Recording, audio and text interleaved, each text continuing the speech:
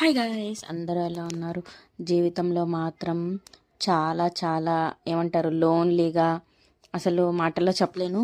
ఆ ఫీల్ అయితే అనిపించేసింది ఎందుకో లైఫ్లో ఫస్ట్ టైం. ఎవరికైనా అవసరం ఉంది అంటే వాళ్ళు ఎన్నిసార్లు అయినా కాల్ చేస్తారు, ఎంత అవసరం ఉన్నా రెస్పాన్స్ అవుతారు. అదే మనకు అవసరం ఉండి మనతో ఏదైనా ఉంది అంటే ఇంకా తర్వాత మనకు అవసరం ఉంది అంటే కాల్ ఆన్సర్ చేయరు. కాబట్టి నేను ఒకటైతే చెప్తాను, నీకు ఎవరైతే రెస్పెక్ట్ ఇస్తారో, నీ కాల్స్కి ఎవరైతే ఆన్సర్ చేస్తారో, నీ అవసరాలకి ఎవరైతే నీతో ఉంటారో వాళ్ళని మాత్రం జీవితంలో వదులుకోకండి. ఎవరికైనా కొంతమందికి డబ్బులు ఉన్నాయని పొగరు యాటిట్యూడ్ చూపిస్తారు కదా, వాళ్ళని పిచ్చ లైట్ తీసుకోండి. అవసరమే లేదు వాళ్ళంటి వాళ్ళు ఉన్న మన లైఫ్లో ఉన్నా ఒకటే, లేకపోయినా ఒకటే. వాళ్ళకుంటే వాళ్ళు తింటారు, మనకుంటే మనం తింటాము, మనం ఎంజాయ్ చేస్తాం, అంతే కదా.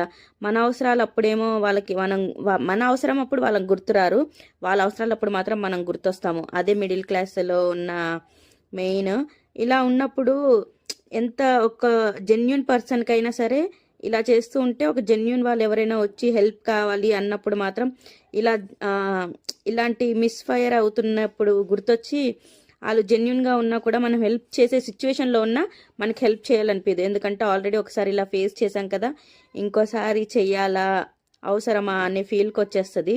లైఫ్లో మాత్రం ఇది మాత్రం బాగా గుర్తుపెట్టుకోండి. మీ దగ్గర ఉన్నా సరే ఎవరికి అస్సలు హెల్ప్ చేయొద్దు, అది మాత్రం బాగా గుర్తుపెట్టుకోవాలి.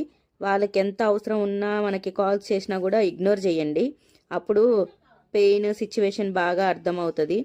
ఇప్పుడు మాత్రం మన పెయిన్, మన సిచ్యువేషన్ మనకే తెలుస్తుంది.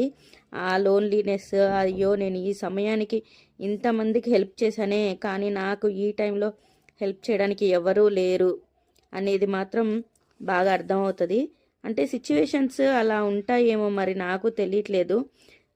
ఎంత స్ట్రాంగ్గా, ఒకటైతే చెప్తాను, నీ స్ట్రెంగ్త్, నీ వీక్నెస్ మాత్రం బయటికి తెలియనియకూడదు ఎప్పుడు కూడా. నా దగ్గర ఇది. Thank you for watching. Please do like, share, subscribe for more videos. Thank you so